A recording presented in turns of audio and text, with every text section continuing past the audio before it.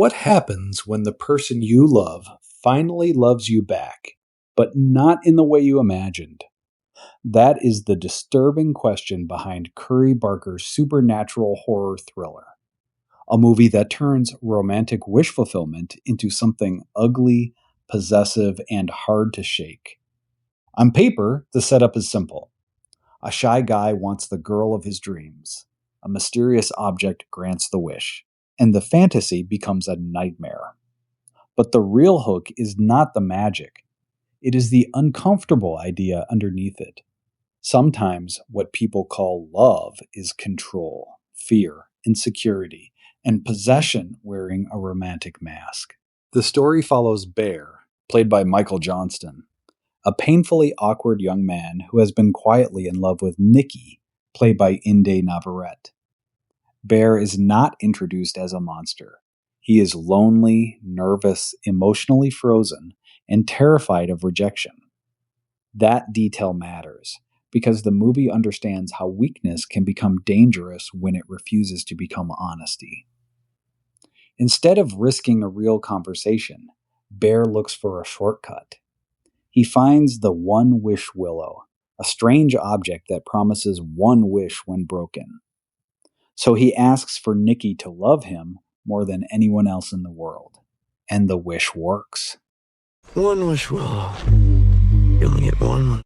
At first, it feels like the fantasy he wanted.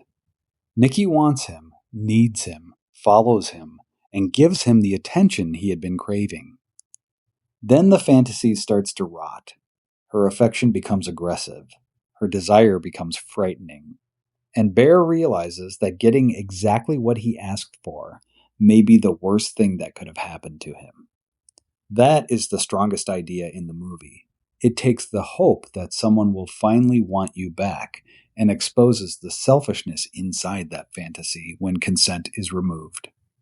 The scariest part is not simply that Nikki becomes obsessed. It is that her freedom has been rewritten to satisfy someone else's emotional need. Michael Johnston gives Bear the right fragile, nervous energy. You understand why he is lonely, and you understand why he is afraid. But the movie does not fully excuse him. Bear creates the nightmare. He may become trapped inside it, but he is also the reason it exists. Inde Navarrette is the standout. Nikki could have been reduced to a one-note horror image, but Navarrette gives her intensity, sadness, and unpredictability. When the spell takes over, she is terrifying. But when you sense the real person underneath, the movie becomes much more tragic. Nikki is not just the danger in the story. She is also the person whose agency has been stolen. As horror, the movie has sharp instincts. Curry Barker knows when to let discomfort sit in the room and when to push the story into something louder, messier, and more violent. There is dark humor here, but it does not erase the ugliness. The joke is never just that Nikki is intense.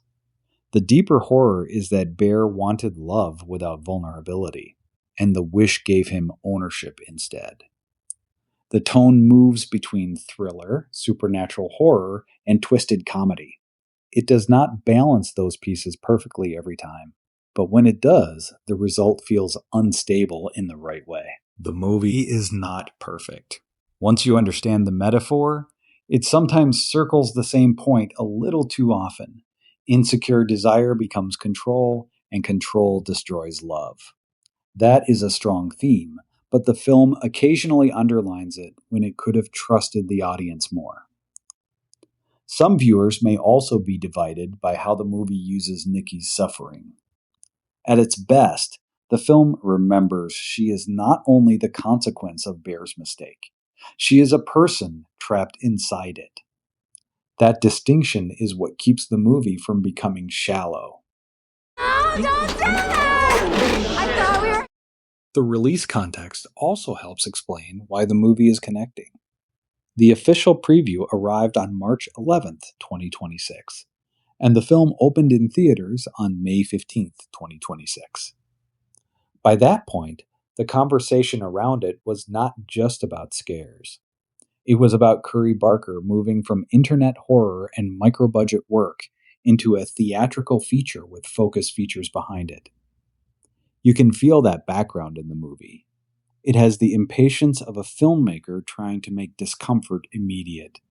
Awkward silence, sudden violence, emotional humiliation, and images that feel a little too close. For me, the movie lands because its central truth is brutal and clean. Getting what you want is not the same as getting what you need. I would give it a 7 out of 10. It is uneven, sometimes obvious, but also memorable, stylish, and sharper than it first appears. What stays with me is not the wish itself. It is the question the wish exposes. If you need to control someone's feelings to feel loved, were you ever asking for love at all? Love allows freedom. Obsession demands ownership. And sometimes the fantasy is the curse.